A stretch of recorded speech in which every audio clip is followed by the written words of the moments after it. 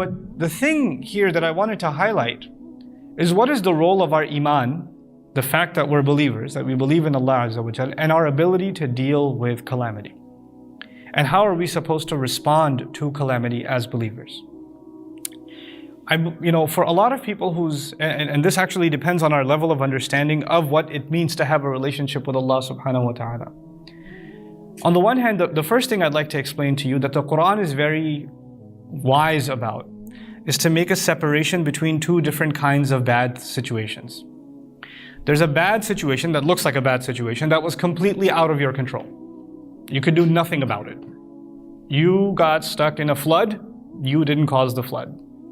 You just happened to be living there was no way for you to escape, or you happened to be traveling, you had no idea it was coming, it wasn't on any reports or anything else. That's not you, that's entirely planned by Allah, you had nothing to do with it, there was no way you could have gotten out of it. This is not the same as someone who reads the news report and says, hey, there's a major storm coming, please evacuate the city, and there's a tsunami heading our way, and somebody says, this is a good time to check out the beach. And they head towards the beach. And then something bad happens to them, they don't get to say, Qadar Allah, what can I say? Allah had decided that I was gonna run into this. You don't get to say that. And Allah is very clear about that. He subhanahu wa ta'ala says, مَا أَصَابَكُمْ وَمَا أَصَابَكُمْ مِن مُصِيبَةٍ فَبِمَا كَسَبَتْ أَيْدِيكُمْ. There's not a calamity that strikes you, and if there's any manner of calamities that strike you or something that hits you, is because of what you earned with your own hands. You brought this on yourself. Now, if you only thought of it that way, that would also be a problem. Because if you're going down the stairs and you slipped and you fell, then you start thinking to yourself, I must have done some sin and that's why Allah made me fall down the stairs.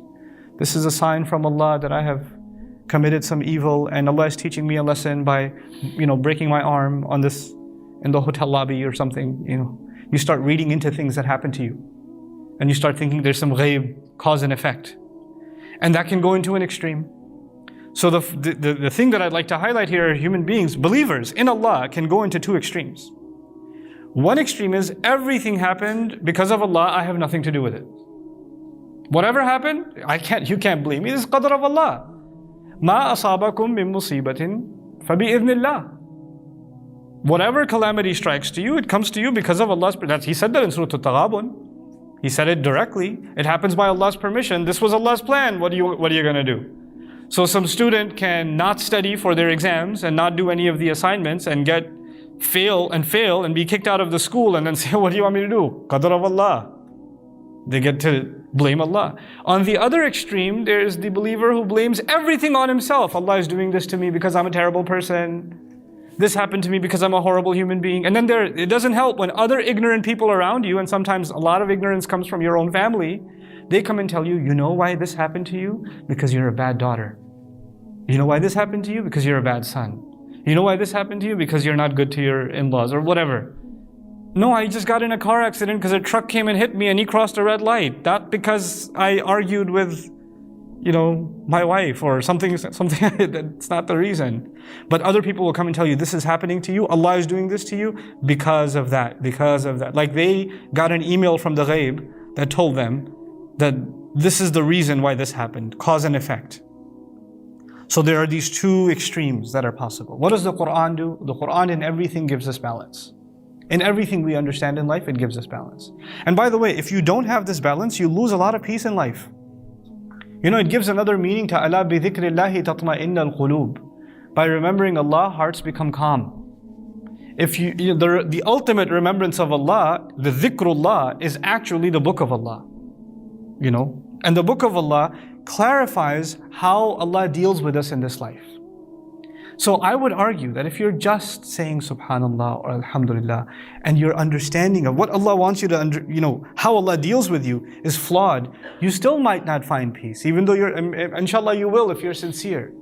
But the intent here is to be clear in how Allah Azza wa Jal deals with us. So I'd like to share some things about that with you.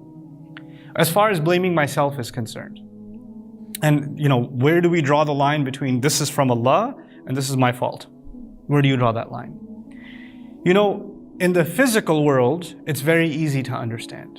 What do I mean by the physical world? In the physical world, if I put instead of putting gasoline in my car, I put water in my car and it didn't work, then you don't get to say this was Allah's plan. That was you. So physically speaking, or if you're eating junk food and you're constantly eating all kinds of sugary foods and then you get a diagnosis for diabetes at the age of 45, then you don't get to say, Ya Allah, this marad has come to me. I don't, it's a test from Allah. No, it's a test of your bad appetite. You don't eat cucumbers. You eat Swiss rolls or whatever you eat. You've been downing junk and that's why this happened to you. You understand? So that in the physical world, the cause and effect, there's an effect. It's something that all human beings with common sense understand. In the moral world, you missed a salah. You woke up late. You didn't pray Fajr. And now you're praying it late. And then that day you had a job interview. And the job interview didn't go well. And you're like, this is because I missed salah. Now the answer to that is it may be and it may not be. And there's no way you will ever know.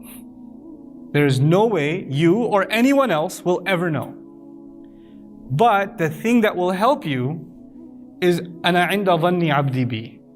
The thing that will help me is that Allah says, I will be as you assume me to be. If you're assuming Allah took revenge from you and put this on you because you missed Fajr, then that's who Allah is to you now. If you assume, no, this is better, this job, I tried my best, I did a good job at the interview, but this was not a good job for me. Had it been good for me, Allah would have let it go. Allah would have given me this job. If you have that attitude, then that is who Allah is to you, despite all of your mistakes. Despite you waking up late. Our job when we make mistakes is to make istighfar, not wait for Allah's revenge. Please understand that. Our job is not, oh, I messed up, now Allah is going to get me somehow, it's going to happen. No. That's not what Allah does. Which is why Allah says, مَا أَصَابَكُمْ وَمَا أَصَابَكُمْ مِن مُصِيبَةٍ فَبِمَا كَسَبَتْ أَيْدِيكُمْ. Whatever calamity struck you, whatever difficulty you find yourselves in, a lot of it has to do with what you did yourselves, with your own hands. You brought this on yourself. And even in the spiritual sense, sometimes there are difficulties that come on us because of our deeds. If you are, for example, continuously horrible to your parents, and then bad stuff comes to you in your life, then probably there is some connection.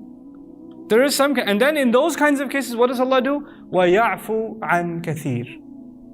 He says He pardons a lot too. In the physical world, if I jump off of a second floor building, there are going to be consequences. Allah will not say, no, this time I'll forgive you, I won't break your leg. No, it's gonna happen. What's gonna happen is gonna happen. When you put your hand in a fire, it is gonna burn. Allah is not gonna say, well, you prayed Fajr this morning, so no, not for you. It won't burn for you. That's not gonna happen. But when it comes to spiritual consequences, He says, وَيَعْفُ عَنْ كَثِيرٍ. When you do a sin, then Allah says, actually, Allah lets a lot of it go. He doesn't just avenge immediately. He doesn't just take, immediate account and then make you suffer in this world because of the mistake you made. He doesn't do that. That's the nature of Allah Azza wa Jal with us. وَيَعْفُ عَنْ كَثِيرٍ. This is something you have to internalize for yourself. I would argue the reason I brought up this particular subject is because one of the greatest crimes, spiritual crimes, that occurs every day in the ummah is at the hands of loved ones to loved ones. Parents, spouses, husbands, we have sometimes the worst things to say to our loved ones. And sometimes we say those things in the name of Allah. Allah will punish you for what you just did. There will be justice on you. Allah will not forgive what you know. And mother can say that to her child, wife can say to husband, siblings can say to each other. Like invoking, like Allah is some angry weapon that you can invoke because you're upset, Allah must be upset. And you can just use Allah like that. That's not our place. And for a lot of people, they have heard this kind of thing so many times, over and over and over again, that they have become far away from Allah Himself. They heard from their loved ones. They heard from a child heard from his father or his mother all the time. Allah will punish you if you don't pray. Allah is going to get you if you don't pray. Allah is going to, Allah is very angry at you because you ate that cookie. Like, constantly, Allah is angry, Allah is angry, Allah is angry. When that young boy becomes a 16, 17, 18-year-old, he wants nothing to do with Allah. And when he hears Allah is merciful and Allah is forgiving, he has a hard time believing it because that's not what he grew up with. He did not grow up with within Allah who is forgiving or an Allah who is merciful. As a matter of fact, every time he got in trouble is because of Allah he got in trouble. That's how he got in trouble. And then those same parents say, we taught this child about Allah from the beginning. I don't know why he's running away from deen. Yeah, but which Allah did you teach him about? An angry Allah? An Allah that seeks to punish? مَا يَفْعَلُ اللَّهُ بِعَذَابِكُمْ? Allah says, what's Allah gonna get out of punishing you? That's what Allah says himself. What is he in just the business of coming after you? Going at you? So what happens with people? They are in a difficult situation, and what do? They're constantly thinking Allah is getting them. Allah is hurting them. Allah is doing this to them. You know, I was reminded by a colleague of mine, when I was coming here to Malaysia, out of nowhere, this has never happened. I developed this crazy bacterial infection thing in my tonsils, and it swelled up, and half of my neck was completely blocked, and I felt like I was drowning in one nostril, and I was still on the plane, and I get halfway through to Abu Dhabi on the way here. I run over to a clinic, and they say, you have to, take these heavy medications. I come here, the recommendation is I should go to surgery. I was like, what is going on? And they even told me this never happens. Like, this is really crazy. In my entire career of 30 years, I've seen like one other case of this. And I'm lying there in the hospital bed waiting for a surgery to take place, and I'm thinking, and I was reminded by a colleague, this is the best place you could have been. Like, there's no better place than this hospital bed for you at this moment. That is Allah's plan for you. Here I am thinking I have to cancel this program, I can't go over here, I can't go over there, how are we going to manage this situation, that calendar, that meeting, all this way, I came all this way, and now look, I didn't get to do this, that, or the other. And then all of a sudden, just that little reminder, you're just like, yeah, this is the best place I should be. There's no better place, because this wasn't planned by me, this was planned by Allah Azza wa Jal. This is entirely planned by Allah. We have to have a closeness to Allah that when He plans something for you and me, even when it's painful, He doesn't do it for anything except love. That Allah Azza wa Jal loves His ibad. That He loves what is best for them. He loves us more than we could ever love ourselves. He cares more for us than we can ever care for ourselves. He provides us more than we could ever provide for ourselves. When we forget that, guidance goes away. Allah says, وَمَن يُؤْمِن بِاللَّهِ يَهْدِي قَلْبَهُ. In Surah Al-Taghabun, on the same issue, whatever calamity strikes you, it comes from Allah, it came by Allah's permission, and whoever can have iman in Allah at that time. You have iman in Allah anyway, you believe in one God, but when you're in a difficulty, that's when you start questioning, why is Allah doing this, right? That's the time when Allah puts the words, وَمَن يُؤْمِن بِاللَّهِ. Whoever can truly believe in Allah then. Yeah, you always say Allah is Ar-Rahman, but do you really feel Allah is Ar-Rahman right now? Nah, right now He's probably Dhuntiqam. Right now He's probably the one who takes revenge. Right now He's probably Jabbar, not Ar-Rahman right now. See, your iman went away. Your iman in Ar-Rahman went away when you were in difficulty. Allah says, if you can have iman in Ar-Rahman at that time, the best of Allah's names, the best of what Allah is to you, what He described Himself to you, at that moment, then what gift will Allah give you? And this is the conclusion to my khutbah. What is it that Allah will give you? I want health. I want recovery. I want a job. I want money. I want a better family situation. I want escape. Some people just want escape. I just want this other person to stop hurting me. I want people to stop talking about me. Whatever it is, there's something that's bothering you and it's eating away at you. And if you think if that problem went away, you would have peace. What does Allah give you when you can trust Him? He doesn't end your problems. This life, problems will not go away.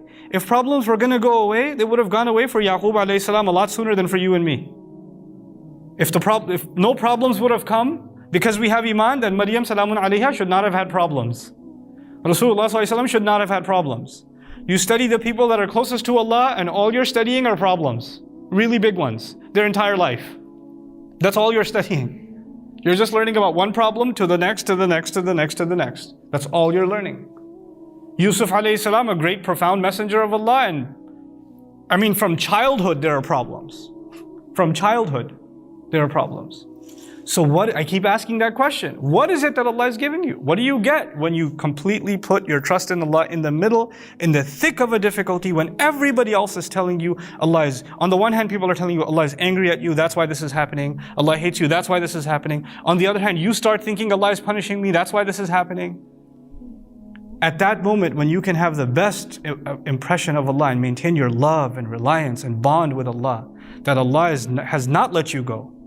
He hasn't, what does He give you? Yahdi qalbahu. He guides this person's heart. He gives their heart guidance. I can guarantee you, when your problem goes away, if it's a money problem, if money comes in, if it's a health problem and health comes back, if it's a family problem, the family problem goes away. None of the good things in this life are worth anything compared to that one gift.